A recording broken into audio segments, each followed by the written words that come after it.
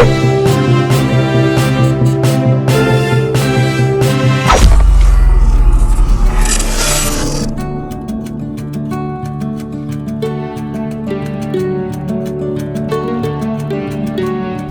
bergabung di saluran 62. Keciprat muka sendiri soal tudingan PKI.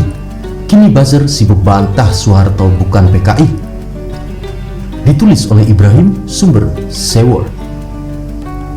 Belakangan seringkali terlihat narasi akhir-akhir ini yang mengatakan kalau Pak Harto dituduh bagian dari PKI, seharusnya saat berkuasa selama 32 tahun Indonesia sudah menjadi negara komunis. Atau narasi lain dengan kalimat hampir serupa, 32 tahun memimpin Indonesia jika beliau dalang di balik PKI, sudah lama warga plus 62 jadi komunisme. Logika awam ini dibangun untuk membantah tudingan bahwa Soeharto bukan PKI, karena sejak cendana dalam 1 bulan terakhir mempromosikan kembali PKI walau bukan musimnya.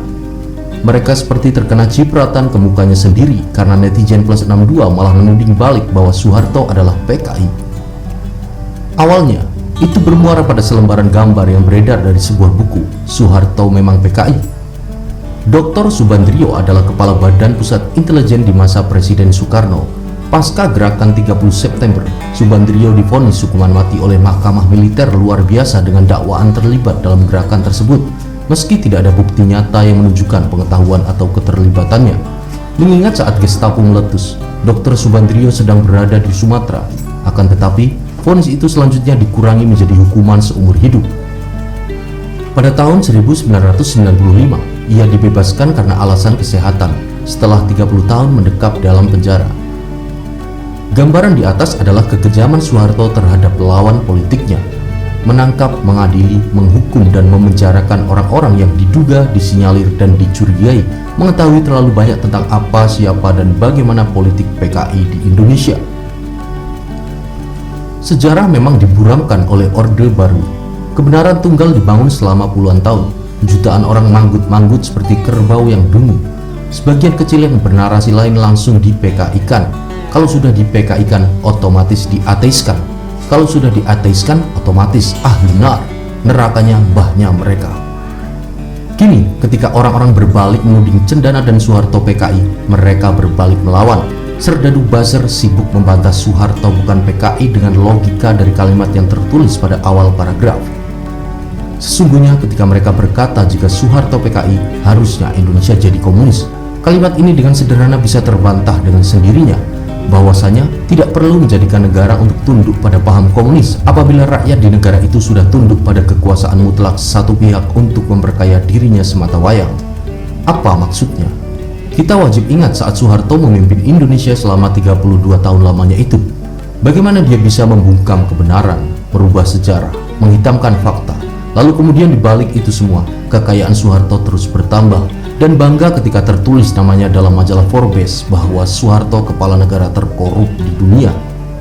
Fakta kekayaan Soeharto yang hingga kini belum habis karena belum ganti generasi sampai 7 turunan ke bawah adalah bukti tak terbantahkan bahwa paham komunis tersemat kuat pada dirinya, yang kaya makin kaya, yang miskin makin miskin. Kemudian semboyan sama rasa sama rata sangat cocok disematkan pada rakyat. Mampus menjadi miskin, mampus dalam bayang-bayang ketakutan akan dibunuh atau diculik oleh Soeharto. Mampus ketika penindasan atau penjagalan nyawa itu benar-benar terjadi, seperti contoh di tanah Papua dulu. Lalu kemudian semua bisa diam dan pasrah. Mampus ketika kita orang zaman sekarang berkata, enak zaman Soeharto. Walau faktanya zaman Soeharto itu mau makan saja sulit, menikmati TV saja cuma bisa nonton unyil dan dikenakan pajak. Segala duka yang dibangun pada era Soeharto sudah jelas menandakan buat apa Soeharto mensahkan PKI di Indonesia sebagai paham yang harus dianut.